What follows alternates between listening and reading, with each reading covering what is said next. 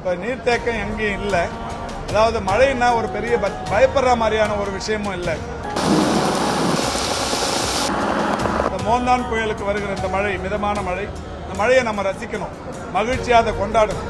மழை இல்லைன்னா, மழை இல்லாமல் அரேபிய நாடுகள், ஏராளமான நாடுகள் வெறும் கடல் நீரை நம்பியே வாழ்க்கையை ஓட்டிருக்கிறாங்க.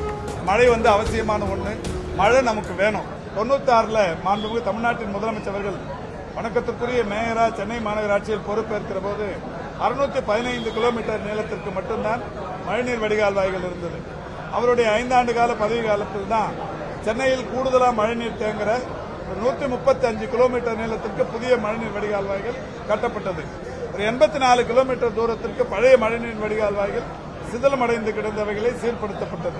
இது எல்லாமே 96 2001 வரைக்கும். அதுக்கப்புறம் 2001 2006 வரைக்கும் பெருசா எதுவும் பண்ணல.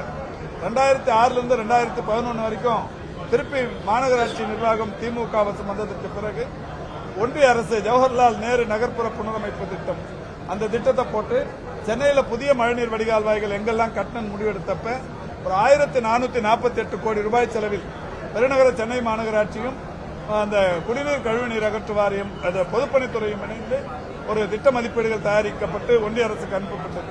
அப்ப 4 முறை 4 ரீச்சுகளாக அந்த பணிகள் பிரித்து தரப்பட்டது. இப்ப நானும் அன்றைய மாநகராட்சியின் ஆணையர் திரு ராஜேஷ் லகானி அவர்களும் 4-5 முறை டெல்லிக்கு சென்று அந்த நிதியை விடுவித்து வந்தோம். அப்ப மாநகராட்சிக்கு என்று ஒரு 800 சில்லற கோடியும், பொதுப்பணித்துறைக்கு என்று ஒரு 600 சில்லற கோடியும், 1438 கோடிக்கு பணிகள் தொடங்கப்பட்டது.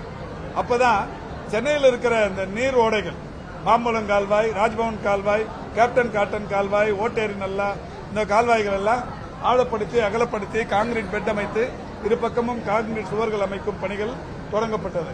ஒரு 5 ஆண்டு காலம் அந்த பணிகள்லாம் முறையாக நடைபெற்றது. ஒரு 500 கிலோமீட்டர் தூரத்திற்கான மழைநீர் வடிகால் வாய்களும் கட்டப்பட்டது. தொடர்ச்சியாக அதற்கு பின்னால் வந்த அரசு போதுமான மழைநீர் வடிகால் வாய்களை கட்டாததன் விளைவு கடந்த 5 ஆண்டுகளுக்கு முன்னால் பெரிய அளவிலான பாதிப்புகள் ஏற்பட்டது. இந்த அரசு அமைந்ததற்கு பிறகு மாண்புமிகு தமிழ்நாட்டின் முதலமைச்சர்கள் அந்த பாதிப்புகள் எங்கே எல்லாம் இருக்கிறது என்பதை கண்டறிந்து அதை இப்போ முழுமையாக நிவர்த்தி செய்யப்பட்டிருக்கிறது. இதுவரை 26க்கு மேற்பட்ட சென்டிமீட்டர் மழை பொழிந்தும் கூட பெரிய அளவிலான பாதிப்பை சென்னை சந்திக்கவில்லை.